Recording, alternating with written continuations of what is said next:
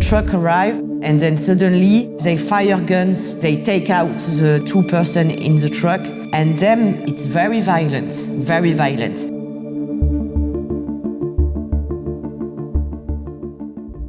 I'm Véronique de Viguerie and I am a photojournalist.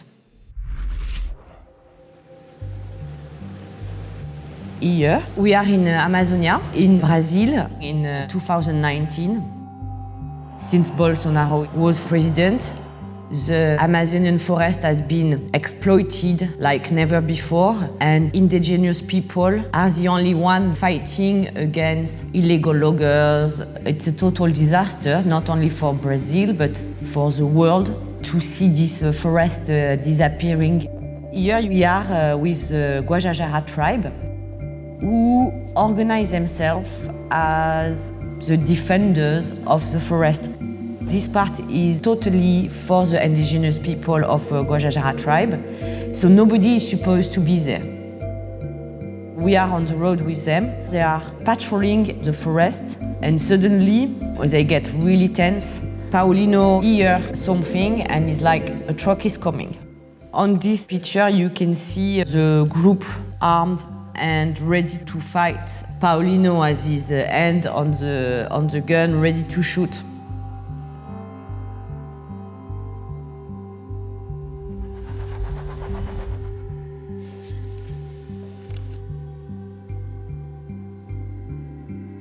After long minutes, then the truck arrived, full of very valuable and very ancient trees, and then suddenly the defenders of the forest fire guns, they take out the two person in the truck.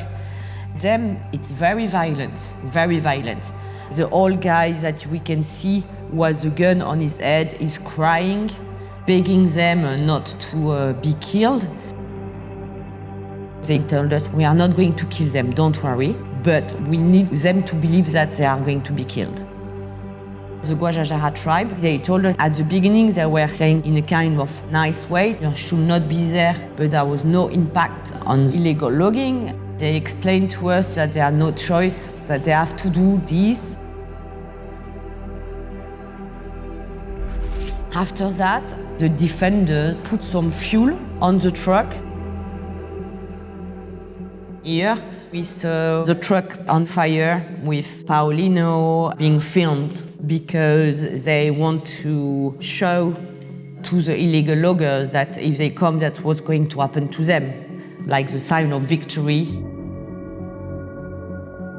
They realized that the truck was from the same company that the truck they burned just a week ago, and they knew that it was going to be very dangerous for them because the guy of the company is going to run after them. And that's what happened. He tracked them down and they got ambushed. Two of them were seriously wounded and Paulino was killed.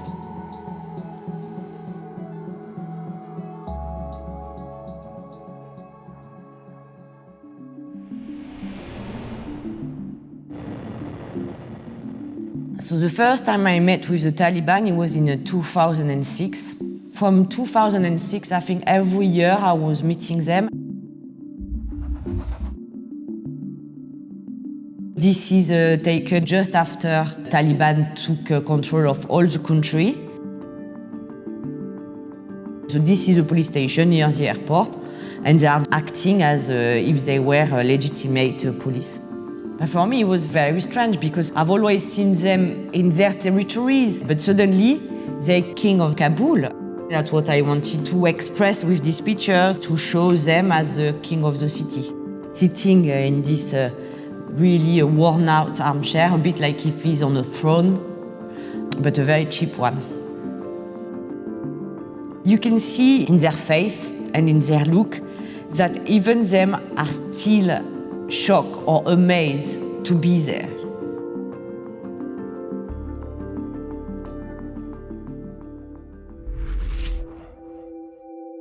This is exactly on the 1st of September 2021. This is the first demonstration of women. They were already fearing that there will be the big losers of Taliban coming back into the country. So this is Shukriya. She became a kind of public face of the women protest. As you can see here, the guy is gassing her with some pepper spray. She is not scared of anybody or anyone. We passed through some Taliban checkpoints. Some of them, you can see in their eyes, are like enraged just by the vision of a woman. And then the Taliban will start, beating. Some of them are putting their gun like this at us and all that. Like, it's very, very scary. We are in between them. I need to take picture, but in the same time, I don't want them to see because they will take my camera, if not worse. So finally, after the beating and a lot of insult, I say, okay, now you go back to your home and we never want to see you again.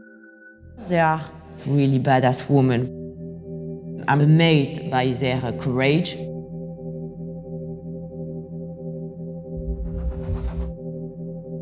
On my last trip, which was in July, we were really focusing on the women living under the Taliban. We met one young student who told us that her friend, she died by suicide.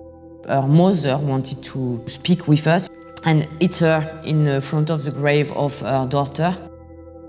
Her daughter was in a taxi with two men, which were not part of her family. The Taliban brought back the girl to her father and her uncle, who beat her very badly. The Taliban asked her to come back. She was so scared. She died by suicide in the morning before going there. As I was taking this picture, the driver told me, Taliban are coming, we need to go. And we ran out of the car. We got lost in very small streets and all that. It was very, very intense. It would have been big trouble for her. If the Taliban knew that she was speaking to us about her daughter.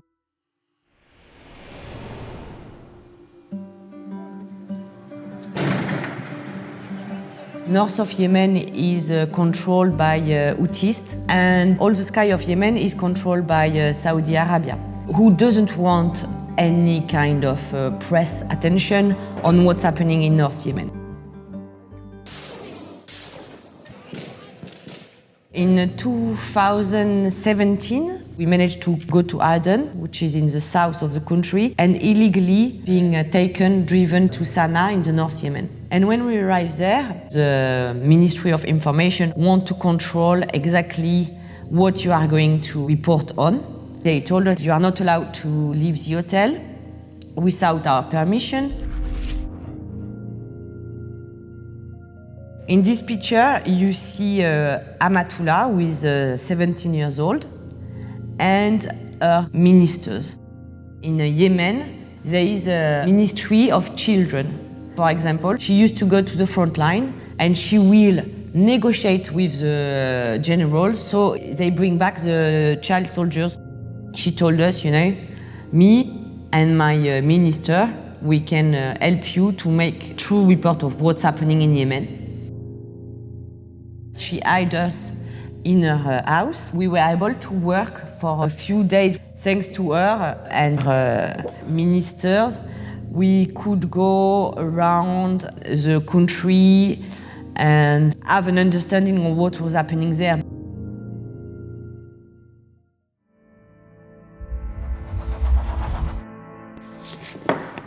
Here on this picture, in the whole Sana'a, a missile just fall into the whole city during the night. When you are in North Yemen, every time you hear a plane, you know it's going to be a bomb which is going to be dropped somewhere. And we hear a lot of planes in the night. So I knew that something had happened. And then we arrived on the site and a lot of houses had been destroyed in the night. There were some severely wounded people. I think nobody was killed, luckily, I don't know how, because as you can see in the hall, there is nothing left of the house. And at this time, when I'm taking the picture, a lot of people are looking up because there is another noise of another plane coming in.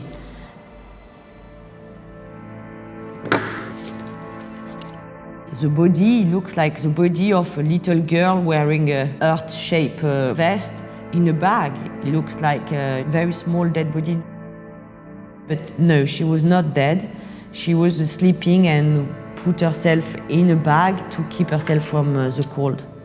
There were a lot of displaced people like her and her brother because of the bombing of Saudi Arabia. It's a very, very bad situation.